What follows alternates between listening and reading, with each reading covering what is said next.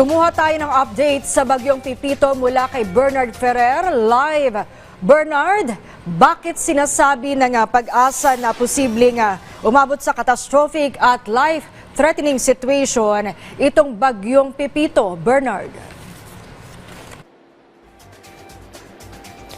Yes, sama ka dyan na lumakas pa nga ang super typhoon na Pipito habang papalapit sa Catanduanes, kaya patuloy na pinag-iingat ang mga nakatira sa coastal communities sa posibleng epekto naman ng super typhoon, lalo na itong tinatawag na storm surge.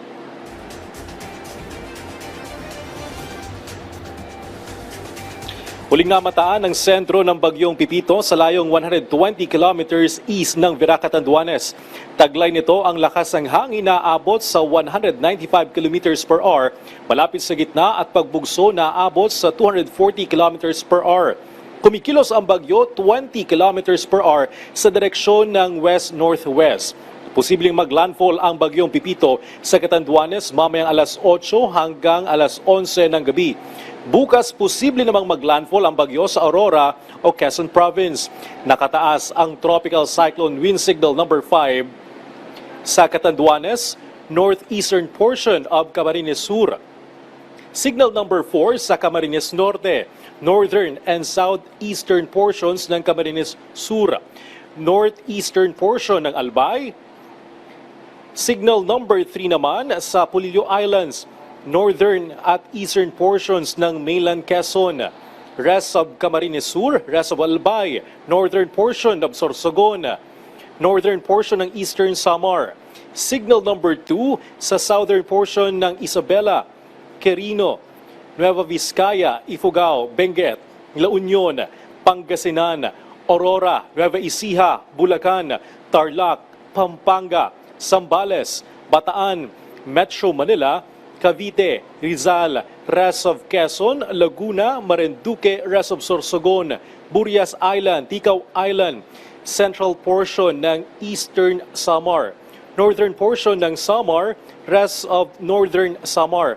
Habang signal number 1 sa mainland Cagayan, rest of Aurora, Apayao, Kalinga, Abra, Mountain Province, Ifugao, Benguet, Ilocos Norte, Ilocos Sur, La Union, rest of Pangasinan, rest of Zambales, Batangas, northern portion ng Occidental Mindoro, Romblon, rest of Masbate, rest of Eastern Samar, rest of Samar, Biliran, northern and central portions ng Leyte, northeastern portion ng Southern Leyte, northernmost portion ng Cebu, northern portion ng Dinagat Island.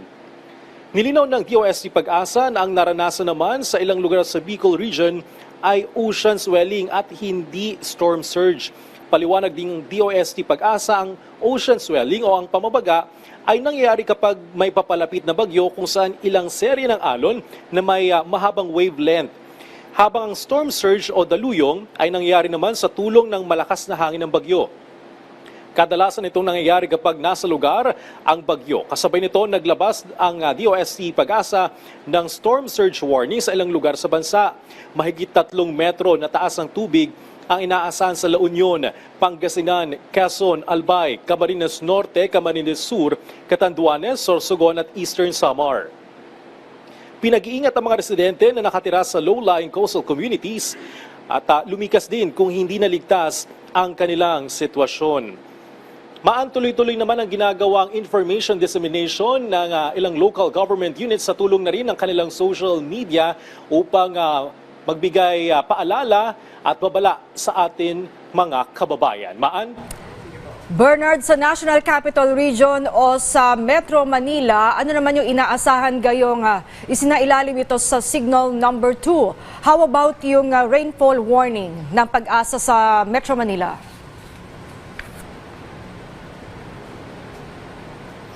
Ngayong araw nga hindi pa ramdam ang bagyong Pipito, pero bukas inaasahan natin na may mga pag-ulan ng mararamdaman ng ating mga kababayan dito sa Metro Manila. Kaya dobling pag-iingat yung kanilang paalala, bagamat hindi pa nga tuluyang nararamdaman itong bagyong Pipito dito sa Metro Manila.